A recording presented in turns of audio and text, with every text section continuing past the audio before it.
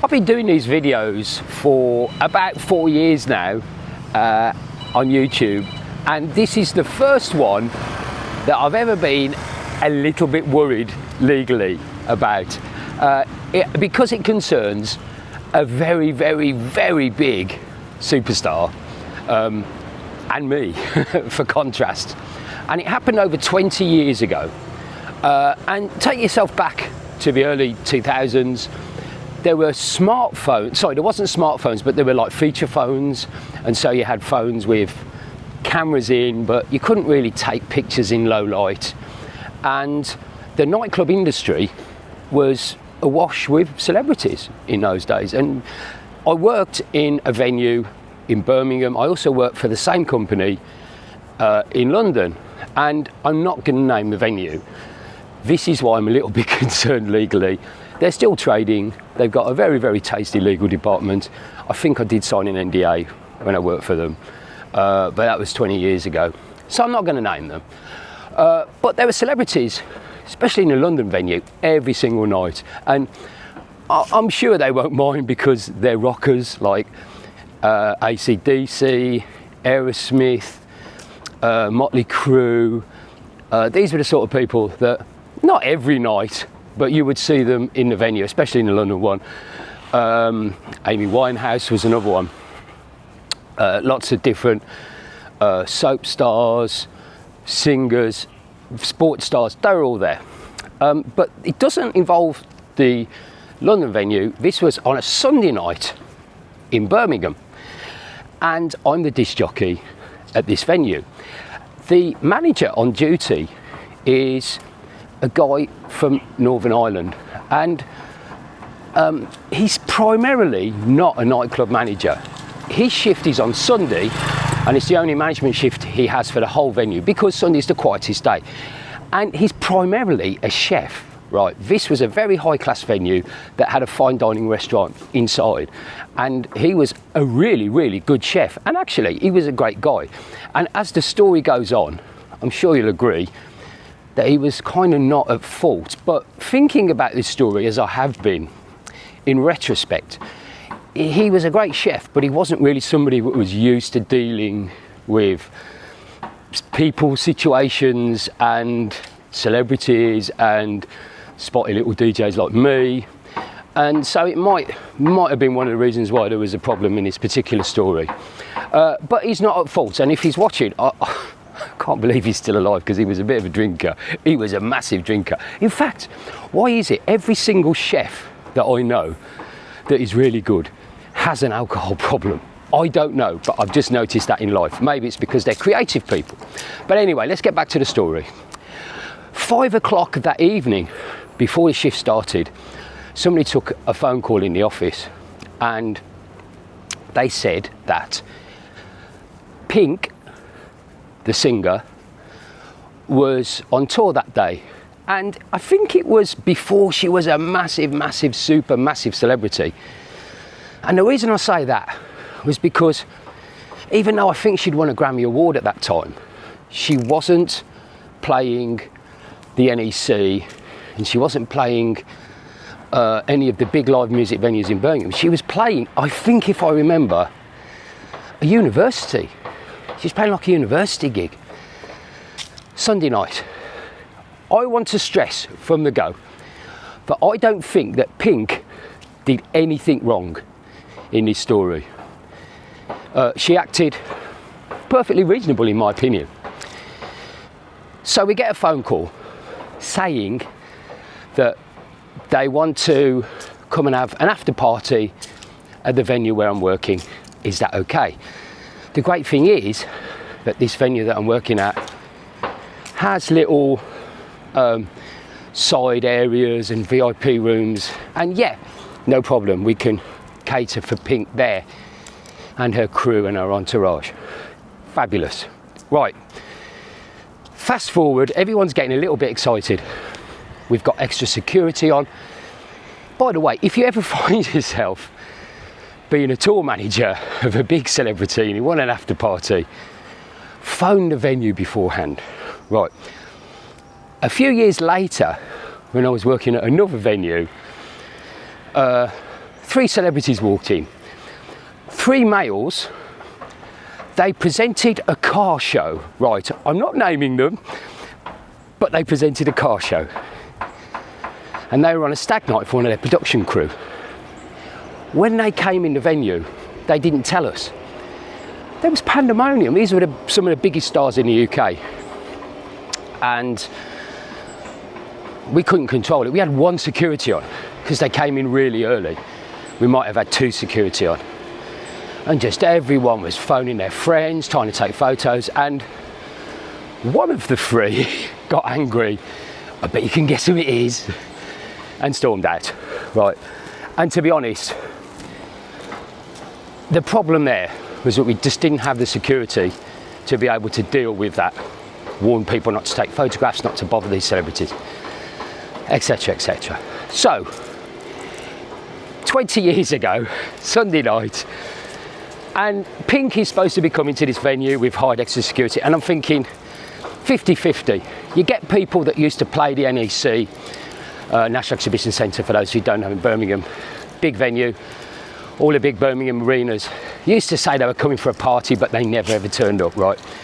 So I'm like, it doesn't matter, not going to turn up. Anyway, I'll get a call on the radio, because I was on the radio earpiece.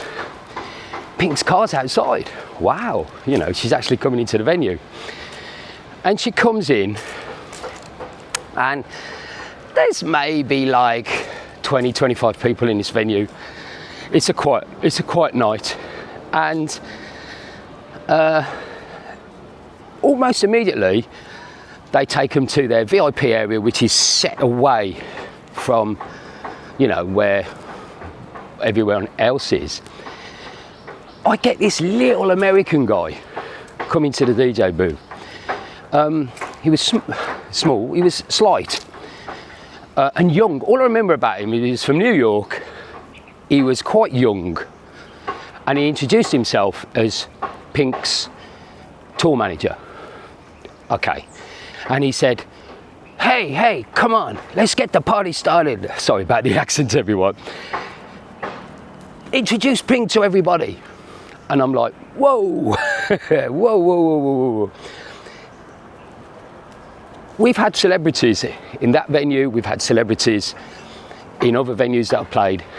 And the thing that you do is you don't bring any kind of, you know, attention to the person that's there, because they're there to chill out. They're working, they've done their work. It is so difficult, I would imagine, to sing a concert, to get all the cues right, to get the dancing right. She's done a concert, she's just chilling. And I'm thinking, the last thing you want to do is draw attention to the fact that she's there. She just wants to chill out and have a few beers or whatever, right? But this tour manager is telling me, come on man, introduce her, Pink's in the house. And I get this feeling, he's young, right? He's a lot younger than me. I get the feeling he doesn't know what he's doing, and he's a bit out of his depth. But hey, that's just me. And I said, yeah, okay mate, no problem. Thinking he'll just forget about it, and he's probably a little bit drunk and he'll have a few beers. About 5 minutes later, the chef manager comes in and says, oh, the tour manager's telling me to get Pink down by the stage. Come on, let's do it. And I says, oh, honestly, and I have this conversation with him to this day, and I says, look, I really don't think this is a good idea. And I just basically said what I've just said. She's come here to chill. These people don't like having attention drawn to them. Just let her chill out, man, and relax. And I can't actually remember what he's thinking, but he's on edge because this is a big moment for him. I mean, he's probably the biggest celebrity he's ever met. And to be honest, Pink is a huge star, right? Anyway, the tour manager comes in again and says, come on man, get on the microphone. Well, you know, and it's like, I'm thinking, well, maybe this is like a cultural thing, it's an American thing. Maybe they just want to have attention drawn to themselves. But inside of me, I'm thinking, this is a bad idea, right? And I'm not saying this retrospectively. I am 100% sure at the time I was thinking, this ain't a good idea. And I've got all the glass collectors and bus boys in the bar saying, oh, what do you think? You know, he wants to get Pink on, you know, around. And I say, no, I think it's a bad idea, but I'll do it. So they've moved Pink and her entourage right to the sort of the front of the area, and it's like a stage in this live venue. And I've had to get on stage with a radio microphone. And I'm saying, ladies and gentlemen, please welcome the Grammy Award winning, that's how I know that she had won Grammy. I don't know how I knew she was a Grammy Award winner. Maybe there was some publicity for it, I don't know. Grammy Award winning celebrity here tonight. Please welcome on stage the one and only Pink. And one of the bus boys is in the DJ console and starts playing Let's Get the Party Started. So that dates it because I know that was a big hit. Right. We get a chair and we sit Pink on, we get a chair and we've got a couple of glamorous girls and they're going to do a bit of a dance for Pink. Right. And Pink's sitting there. Pink gets on stage. Now, I'm no body language expert, right? But she's not happy, right? Exactly what I was thinking has happened. She ain't happy. And these girls are dancing around and he's got, hey, let's come on, because we gotta get the party started, right? I'm cringing just thinking about this now. And Pink beckons me like this. After about 30 seconds, Pink beckons me over like this. And she pulls me down and she whispers, this is the only thing that a major star celebrity has ever said to me ever, right? She said, what the fuck's this all about? And I'm going, oh no. She's not happy, right? And I just said, it was your tour manager. He told me to do this. Just chill, relax, just you know, just chill out, right? It's me telling Pink to chill out, right? So she sits there for about another 20 seconds, and then she gets up. Not only does she walk off the stage, she walks out of the club, right, in floods of tears. She's not happy. There's some, I don't know whether she didn't like the female attention, because I think there were stories going around about her bisexuality. I have no idea, right? And I want to stress, I don't think Pink did anything wrong, because she was only thinking what I was thinking, was that I've come here to chill out, relax, and this is happening, and I don't want this. And I've just spent 90 minutes on stage having to sing and be a celebrity. I just want to chill out. 100% I'm in with Pink on this. Right, she goes out there, and actually about 5 minutes later, she's not coming back. And the whole of the entourage get up and leave. And that's it. Pink's gone. The party is literally over. And I'm like, oh shit, this is just the worst thing ever. And we're a little bit concerned, but you know, there's people in there and this is going to get into the local media and then maybe get into the national media. And I'm a bit concerned for myself, because it looks like I'm the front man for all this, and it looks like it was my idea. It was not my idea. It was the idea of the tour manager, right? Who, if anyone is to blame for this, it is him. Right? He was young, immature, didn't read the situation very well, and he put people like the manager under pressure, who put then pressure under me, which is pressure on me, which is perfectly legitimate. So there you go. And I'm worried. And I remember worrying about this for the rest of the night. Getting up the next morning. 2 days later, I think it was. Or I think it was the next day. The next day, in the Birmingham Evening Mail, which is a newspaper evening edition. So it comes out in the evening. And there's a headline in the paper and it says, Celebrity Pink has a fantastic evening out. And they named the nightclub where it was, where she danced the night away to her hits and had a great time. And I'm thinking, this is not true. what had happened was, this is why I'm a little bit careful about this company legally. This company had hired a PR guru of the early 2000s. He himself was a celebrity. He's now dead. I think you know who it is, right? If you're from the UK. He had hired a PR guru, and probably people had got hold of this story and had gone to the club.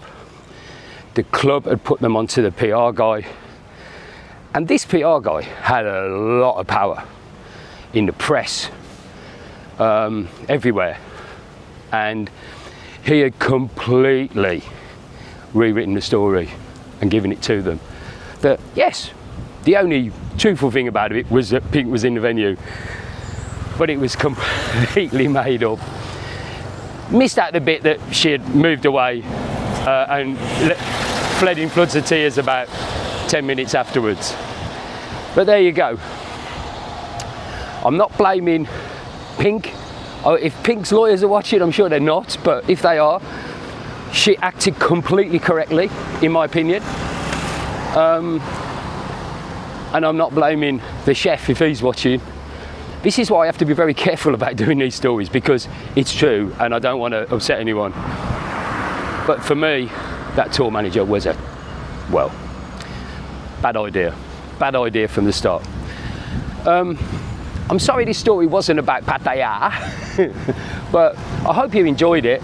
To this day, a couple of the guys that I know from that venue contact me on Facebook, and the first thing they'll ever talk about is, remember that night when you upset Pink? Anyway, I've got a bar on Soy Diamond, it's called The Pub. I don't know if you can see the t-shirt. Please come and join me. We're off Second Road, right by the windmill. I'm there from 4 p.m. From working with celebrities to owning a bar in Pattaya. What a life I've had. But whatever, there you go, it's been good. Please join the members area of this channel where we talk about what it's like to run a business here in Pattaya. And it's, you can join from only £2 a month, and we get extra live streams and an extra vlog as well. The truth behind running a business here in Sin City in Southeast Asia's #1 party capital, Pattaya. But for me, Mr. Egg, see you next week for another story. Bye!